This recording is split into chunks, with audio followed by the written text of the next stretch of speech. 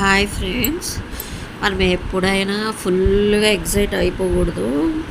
ఏదో ఒక ప్రాబ్లం వస్తుంది. ఆ విషయం నాకు అప్పుడే అర్థమైంది. ఏమైందంటే, నేను విజయవాడ దగ్గర మా ఊర్లో ఉంటున్నప్పుడు నేను ఫస్ట్ టైం స్కూటీ డ్రైవ్ చేస్తున్నప్పుడు బాగా మంచి హ్యాపీగా ఉన్నాను అన్నమాట. మా మమ్మీ ఊరు వెళ్ళిందనమాట. నేను అప్పుడు మహానటి మూవీ వచ్చింది. నేనేం చేశానంటే విజయవాడ వెళ్ళేసి వస్తున్నాను అనమాట. విజయవాడ వెళ్ళేసి రిటర్న్ వస్తున్నాను అనమాట. అప్పుడు మంచిగా ఇంకా లైఫ్లో మంచి గోల్స్ ఉన్నాయన్నమాట. ఏదైనా మంచిగా ప్రిపేర్ అయ్యేసి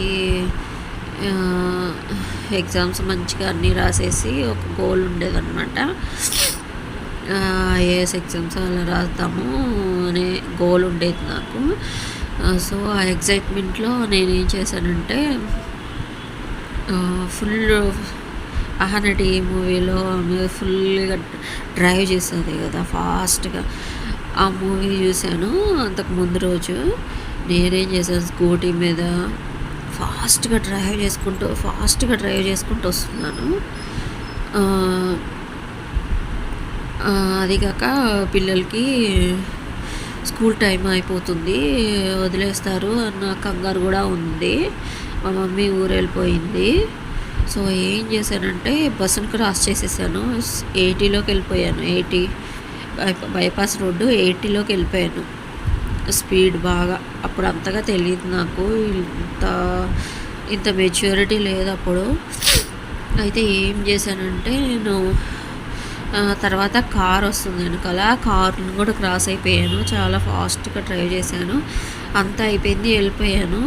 నాకేంటంటే అప్పుడు స్పీడ్ బ్రేకర్స్ ఉంటాయని తెలియదు నాకు.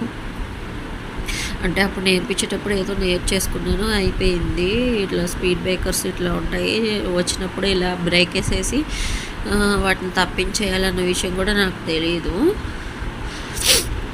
ఇంకేం చేశాను, సడన్గా మొత్తం అంతా ఊరికి దగ్గరలోకి వచ్చేసాను నేను. అప్పుడు నా దగ్గర 2 lakhs క్యాష్ ఉన్నాయి, ప్లస్ బ్యాంగిల్స్ ఉన్నాయి, గోల్డ్ బ్యాంగిల్స్ అన్నీ ఉన్నాయి. సడన్గా పడిపోయాను. ఇంకా ఊరు రాలేదు, ఊరు వచ్చే ముందే అనమాట. అసలు హ్యాండ్ ఫ్రాక్చర్ అయిపోయింది. స్పీడ్ బ్రేకర్ తగిలేసి కింద పడిపోయాను, ఫ్రాక్చర్ అయిపోయింది. లేపేశారు. అప్పుడు నాకు తెలియదు అనమాట. అమ్మో, ఇది ఇంకా లైఫ్ అంతా ఇలానే ఉండాలి, మా హ్యాండ్ ఫ్రాక్చర్ అయిపోయింది అనుకున్నాను. తర్వాత అర్థం